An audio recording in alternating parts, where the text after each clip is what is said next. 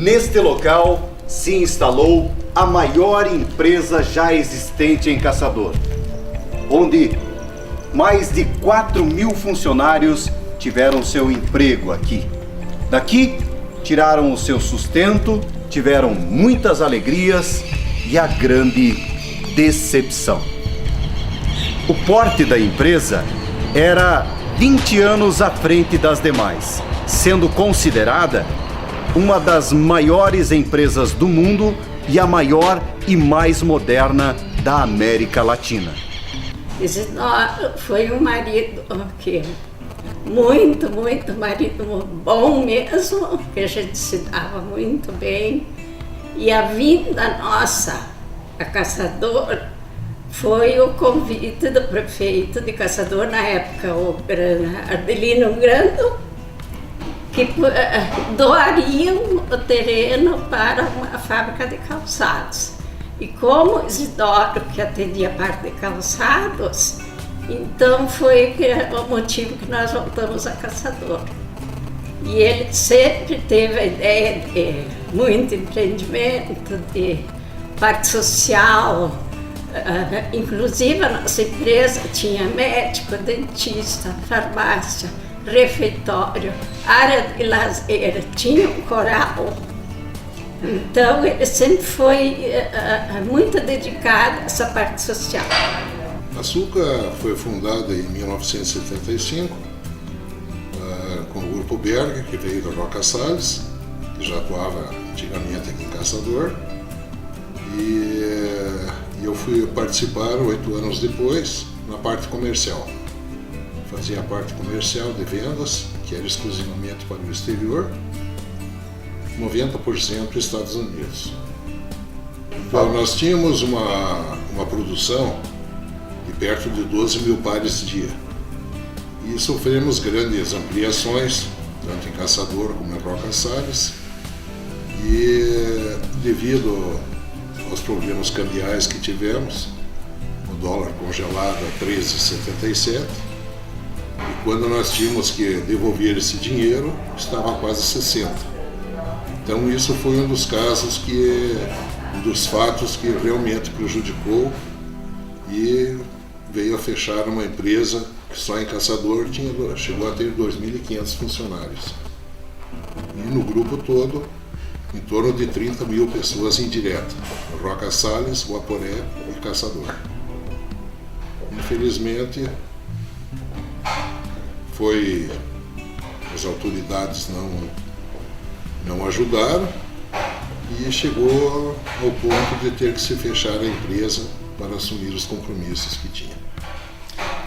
O que eu atuava na Sulca era na parte das lojas, que eram 5 lojas, na qual eu atuava na área de compras e na organização das lojas. E a outra parte que eu fazia junto com a Sulca era na linha da André Leonardo, que era a camisaria, e que depois surgiu a camisaria feminina, que daí saiu com o meu nome, Lauricia Helena, que daí é onde eu fazia toda a parte de criação, o estilismo, tudo, a área de compras, toda a confecção era feita com a minha criação. E daí então são essas as 2 coisas que eu atuava na área da Sulca.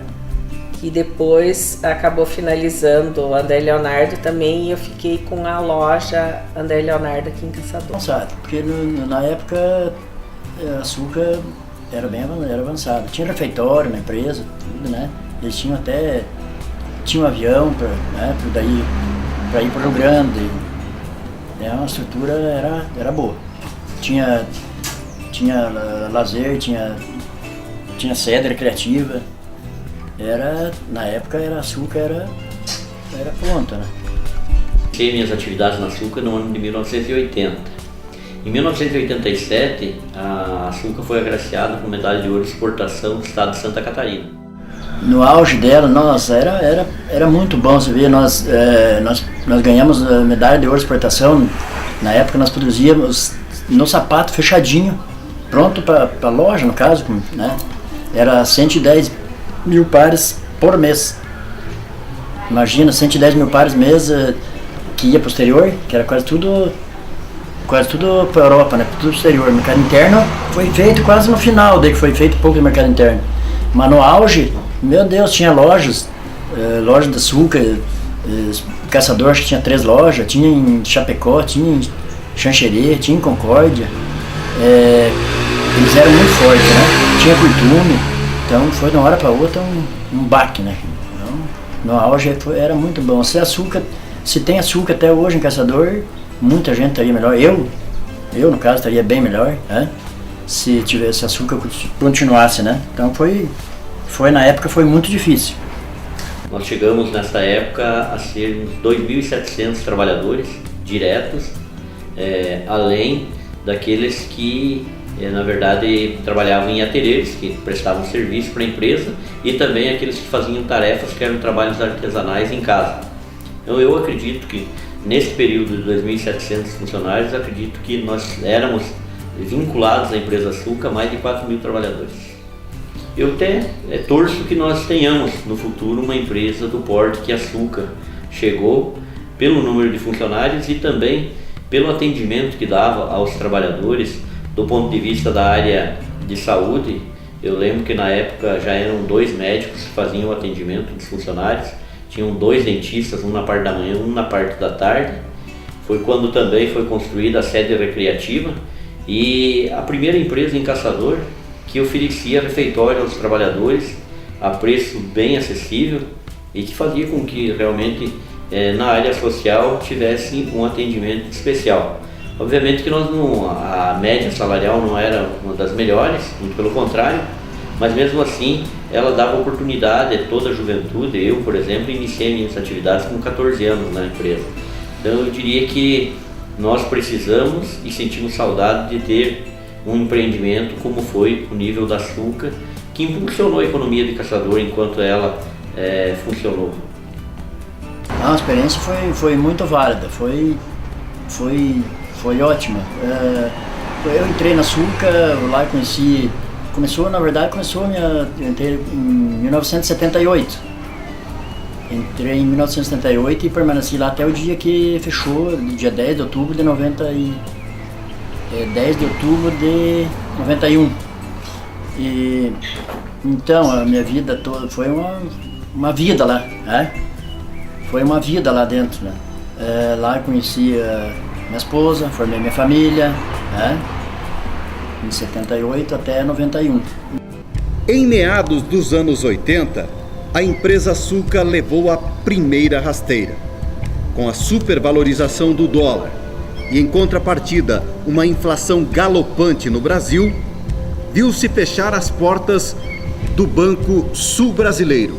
E ali estava um grande investimento financeiro da empresa, que acabou iniciando, a partir de então, a sua derradeira história. Eu lembro, apesar que eu ainda era muito jovem, que nós tivemos no plano cruzado que ficou equivalente à moeda, o dólar equivalente ao real. Esse, para mim, que não participava da administração, mas acompanhava, eu já era gerente de setor, foi o primeiro grande problema enfrentado pela empresa, porque nós tínhamos muitos contratos. Na época produzia 11 mil pares de calçado dia, 90% era exportação e, portanto, o impacto com a cotação do dólar foi muito grande. E aí nós começamos a enfrentar problemas do ponto de vista da cotação do dólar. Naquela oportunidade eu lembro que as grandes empresas de exportação no Brasil simplesmente romperam os contratos, não honraram os contratos. E a Açúcar, por sua vez, continuou trabalhando e produzindo com prejuízo. Tinha modelos de sapatos que chegavam a entregar com 40% de prejuízo. Portanto, a Paquetá do Rio Grande do Sul, ela simplesmente fez a rescisão dos contratos de trabalho de todos os funcionários e, com isso, ela conseguiu voltar ao mercado quando a cotação do dólar voltou à normalidade. E a Açúcar não, a Açúcar então ela manteve os contratos, cumpriu os contratos, e isso para nós foi um primeiro momento de dificuldade. O segundo momento foi também os investimentos que foram feitos no Banco Sul Brasileiro, que até hoje ainda tem ações contra a União, que a Açúcar fez os investimentos, aquilo que tinha de recursos, e o Banco Sul Brasileiro veio à falência e a Sulca, aquela liquidez que havia depositado no banco, não pôde reverter. Até hoje, então, tem as ações e nessa situação, então, acabou, na verdade, agravando a cotação do dólar com o plano cruzado e, posterior a isso, os investimentos no Sul Brasileiro. Foi um baque para caçador na época, né? Porque lojas, mercado, né? Você imagina 1.000 pessoas ali. Foi um baque para o comércio. Quando a gente saiu com a mão na frente e outra atrás, praticamente, né? Porque foi nos dado disseram que era uma férias de 30 dias, que ia voltar, e quando nós voltamos lá estava tudo lacrado, tudo, né? Foi uma tristeza imensa. Nossa, 1.000 e poucas pessoas desempregadas lá, era gente chorando, coisa, foi muito, e sem receber nada. Quer dizer, de uma hora para outra você se programando, já é difícil, não é muito fácil a vida, né? Você se programando, trabalhando, você tem que se programar para pagar as contas e tudo. Agora você imagina você retornar na tua empresa lá que está trabalhando lá, que nem eu trabalhei 13 anos, você retornar lá para trabalhar e tudo fechado, você sem direito a nada, tudo aquele 1.000 e poucas pessoas desempregadas, onde é que a gente ia arrumar trabalho? Eu passei muitas dificuldades na época. Atualmente, pouco sobrou da empresa, a não ser um prédio sucateado, e após o fechamento, nunca houve sequer uma melhoria ou manutenção. Muitos pequenos empresários passaram por aqui, mas não foi feito absolutamente nada. E sim, destruir aquilo que chegou a ser um cartão postal da força da indústria caçadorense. Que quando teve a inauguração da empresa, a visita de políticos, ministros, governadores, todo o incentivo que teve para que se iniciasse essa indústria em Caçador. Após o fechamento, devido a problemas cambiais que eu já falei, e incentivos que foi tirado do governo, nós tínhamos 15% de incentivo, ele foi reduzido mês a mês e nos obrigou a fazer adiantamentos de câmbio, que foi o que nos colocou nessa tremenda dificuldade, visto que outros países como Taiwan e China estavam fazendo calçados a preços que nós não conseguimos competir de maneira alguma.